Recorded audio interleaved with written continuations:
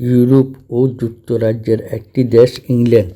এই দেশটি যুক্তরাজ্যের বৃহত্তর অংশ হিসেবে পরিচিত।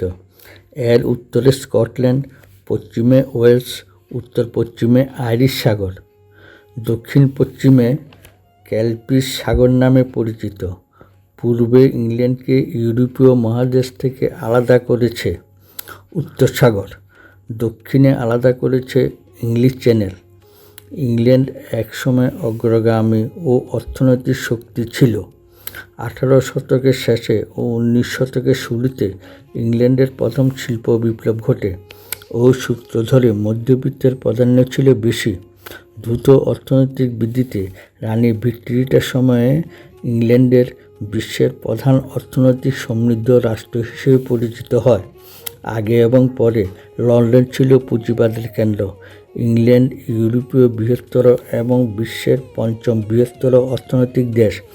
1,30,279 বর্গ কিলোমিটার আয়তনের দেশ। এই দেশটিতে 5,56,00,000 লোকের বসবাস।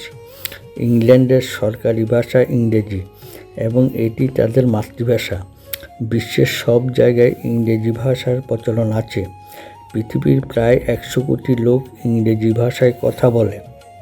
এখানে প্রধান ধর্ম হচ্ছে খ্রিস্টান ধর্ম। এই দেশের 60% খ্রিস্টান ধর্মাবলম্বী, 15% মানুষ মুসলিম ও অন্যান্য ধর্মাবলম্বী, 25% মানুষ কোনো ধর্মকে বিশ্বাস করে না। ইংল্যান্ডের রাজধানী লন্ডন। এটি সমগ্র বিশ্বের উল্লেখযোগ্য ও বৃহত্তর শহর। এই শহরটি টেমস নদীর তীরে অবস্থিত। লন্ডন শহরে 70 লক্ষ লোকের বসবাস। সপ্তদশ শতক থেকে ইউরোপের প্রধান শহর হিসাবে বজায় রেখেছে। 19বিংশ শতাব্দীতে লন্ডন সবচেয়ে বেশি গুরুত্বপূর্ণ শহর হিসেবে পরিলক্ষিত হয়। ওই সময় বিশ্বের অনেক রাষ্ট্র ছিল ইংল্যান্ডের রাজত্বের অধীনে এবং তার কেন্দ্রস্থল ছিল লন্ডন এবং তা পরিচালনা করতেন ব্রিটিশ রাজ পরিবার। বর্তমানে লন্ডন পৃথিবীর সাংস্কৃতিক ও অর্থনৈতিক কেন্দ্রস্থল। ইংল্যান্ডের প্রথম সরকারিভাবে রাজধানী ছিল উইনচেস্টার। 1519 সালে লন্ডনকে ইংল্যান্ডের রাজধানী হিসাবে মনোনীত করা হয়। ইংল্যান্ডের লিডস শহর বৃষ্টি ভেজা শহর। এই শহরে প্রতি বছর 1024 মিলিমিটার বৃষ্টিপাত হয়। ইংল্যান্ডে বৃহৎ আন্ডারগ্রাউন্ড টানেল আছে। এর দৈর্ঘ্য 50 কিলোমিটার। এই টানেল দিয়ে ফ্রান্সে চলে যাওয়া যায়।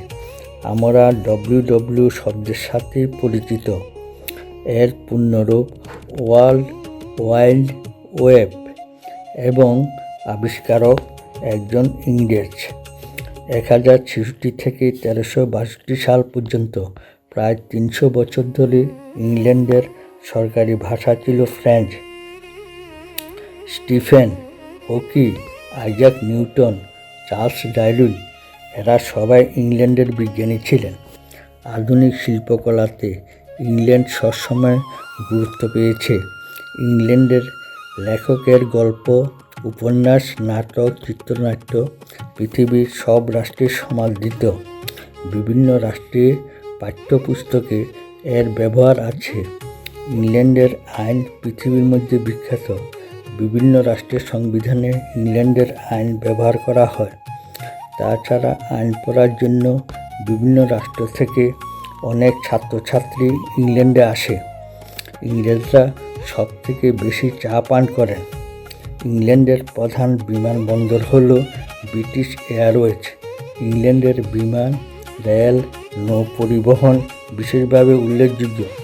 ইংল্যান্ডের উল্লেখযোগ্য বিশ্ববিদ্যালয়ের মধ্যে আছে অক্সফোর্ড বিশ্ববিদ্যালয়, লন্ডন বিশ্ববিদ্যালয়, কুইন মেরি বিশ্ববিদ্যালয়। তাছাড়া অনেক নামকরা স্কুল, কলেজ আছে। বিশ্বের বিভিন্ন প্রান্তের ছাত্রছাত্রীরা এখানে পড়াশোনা করতে আসেন। 43 সালের রোমানরা প্রথম এই লন্ডনে বসবাস করেন। রোমান শাসনের আমলে লন্ডন সমৃদ্ধ বাণিজ্য কেন্দ্ররূপে পরিণত হয়। 410 সালে রোমানদের পতন ঘটলে শহরটি অ্যাংলো স্যাক্সনের দখলে চলে যায়। দ্বিতীয় বিশ্বযুদ্ধের সময় England, Norway, Poland, Belgium, France, Norway এই 6টি দেশের রাজধানী ছিল লন্ডন। ইংল্যান্ডে 170টি জাদুঘর আছে, তার মধ্যে ব্রিটিশ মিউজিয়াম বিশেষভাবে উল্লেখযোগ্য। ভারতের কোহিনূর স্বর্ণের মুকুটটি জাদুঘরের দর্শনীয় স্থান হিসাবে রয়েছে। সাংস্কৃতিক নিদর্শনের 13 মিলিয়ন স্থাপত্য শিল্প এই জাদুঘরগুলির মধ্যে আছে। তাছাড়া লন্ডন লাইব্রেরি পৃথিবীর কয়েকটি গ্রন্থাগারের মধ্যে একটি। ফুটবল, ক্রিকেট, টেনিস, বাস্কেটবল সব ধরনের খেলায় রয়েছে ইংল্যান্ডের আধিপত্য। এর মধ্যে ফুটবল হলো জনপ্রিয় খেলা। 1966 সালে ইংল্যান্ড ফিফা বিশ্বকাপ ফুটবল চ্যাম্পিয়ন পেয়েছিলেন। ইংল্যান্ডের অর্থনীতি পুরো ইউরোপীয় অর্থনীতি, সমগ্র ইউরোপ জুড়ে এর আধিপত্য বজায় রেখেছে। ইংল্যান্ডের সরকারি মুদ্রা পাউন্ড। দেশটির মোট জিডিপি 1.56 ট্রিলিয়ন পাউন্ড। মাথাপিছু আয় 28,000 পাউন্ড। ইংল্যান্ডের ডায়ালিং কোড হচ্ছে +44। ইংল্যান্ডে বিশ্বের বিভিন্ন দেশের যাত্রী বাস করে। নটিং হিল কার্নিভাল উৎসব খুব উল্লেখযোগ্য। উৎসব উদযাপনের জন্য এই দিনটির অপেক্ষায় থাকে লন্ডনবাসীরা। 1966 সাল থেকে প্রতি বছর আগস্ট মাসে উৎসবটি অনুষ্ঠিত হয়। বেকিংহাম প্যালেসে ব্রিটিশ রাজ পরিবারের বিভিন্ন অনুষ্ঠান এই প্যালেসে হয়। প্রচুর ভ্রমণ পিপাসু এই প্যালেস দেখতে আসেন। 1837 সালে রানী ভিক্টোরিয়া সিংহাসনে বসেন। তখন থেকে রাজকীয় অনুষ্ঠান হচ্ছে। কিউ গার্ডেন ইউনেস্কো হেরিটেজ স্থান। বিশ্বের বৈচিত্র্যময় উদ্ভিদ দেখা যাবে এই গার্ডেনে। লন্ডন আই নাগরদোলার মতো একটি সুন্দর নিদর্শন। এর চাকা ঘুরতে ঘুরতে উপরে উঠলে সমগ্র লন্ডন শহর উঁচু থেকে সুন্দরভাবে দেখা যায়। লন্ডনের পার্লামেন্ট ভবন বেশ কিছু স্থাপত্য শিল্পের নিদর্শন দেখতে পাওয়া যায়। লন্ডনের টেমস নদীর ধারে শহরের উজ্জ্বলতা অনেক বৃদ্ধি পেয়েছে। এই নদীর দুই ধারে প্রচুর উঁচু উঁচু প্রাসাদ সৃষ্টি হওয়ায় শহরের আকর্ষণ অনেকগুণ বেড়ে গেছে। 1973 সালে এই নদীর উপর টাওয়ার ব্রিজ উন্মুক্ত করা হয়। বড় বড় জাহাজ আসলে টাওয়ার ব্রিজটি উপর দিকে খুলে যায়। ভ্রমণ পিপাসুরা তা দেখে খুব আনন্দ উপভোগ করে।